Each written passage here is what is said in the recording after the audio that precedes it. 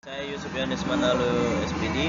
Saya berasal dari Sekolah SMP Negeri 16 Biaman Bapai, Kecamatan Ambon Bapai, Kabupaten Mapi, Papua Selatan.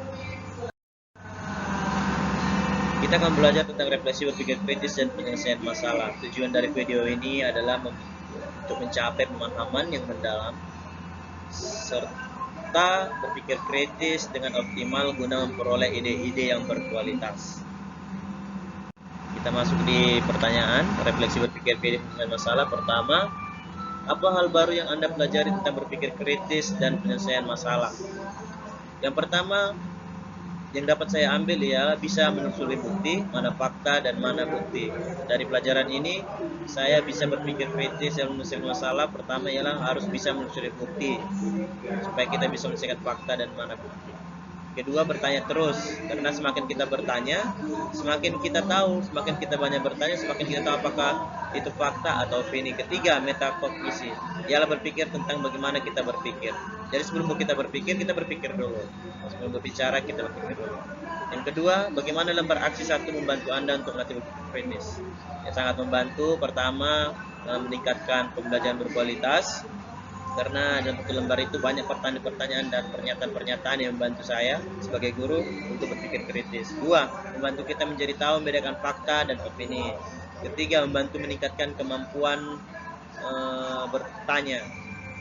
Jadi melalui satu lembar ini saya dilatih untuk bisa berpikir kritis, untuk bisa membedakan fakta dan membedakan opini, dan pernyataan-pernyataan itu bisa mampu meningkatkan kemampuan saya dalam bertanya. Yang ketiga, apa tips Anda untuk para pengajar menerapkan berpikir kritis? Ya, ada 3 tips dari saya. Ada beberapa hal, ialah pertama, menerapkan pemikiran kritis ke dalam suatu masalah mengharuskan diperiksa dan berbagai perspektif. Jadi dalam berpikir kritis untuk menyelesaikan suatu masalah kita harus banyak bertanya supaya data-data kita lengkap, valid, sehingga kita tidak hanya mengambil satu perspektif aja, kita bertanya lagi ke yang lain, sehingga data kita banyak, sehingga kita bisa membedakan mana fakta, mana opini. Kedua, memilih pernyataan tersebut apakah fakta atau opini. Jadi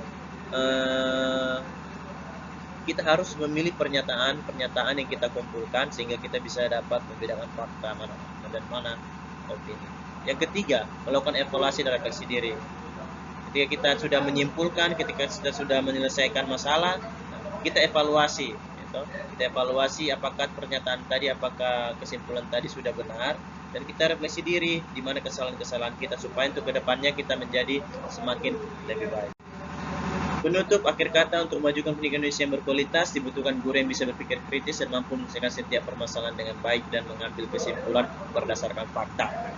Jadi kesimpulannya ialah supaya kita guru-guru bisa mengambil suatu kesimpulan bukan berdasarkan opini, berdasarkan kata orang, tapi berdasarkan fakta. Quotes dari Ki Hajar Dewantara ialah, guru jangan hanya memberi pengetahuan yang perlu dan baik saja, tetapi harus juga mendidik si murid agar dapat mencari sendiri pengetahuan itu dan memakainya guna amal keperluan umum. Pengetahuan yang baik dan perlu itu yang manfaat untuk keperluan lahir batin dalam hidup bersama. Oke, terima kasih. Demikianlah penyampaian dari saya. Shalom, assalamualaikum warahmatullahi wabarakatuh.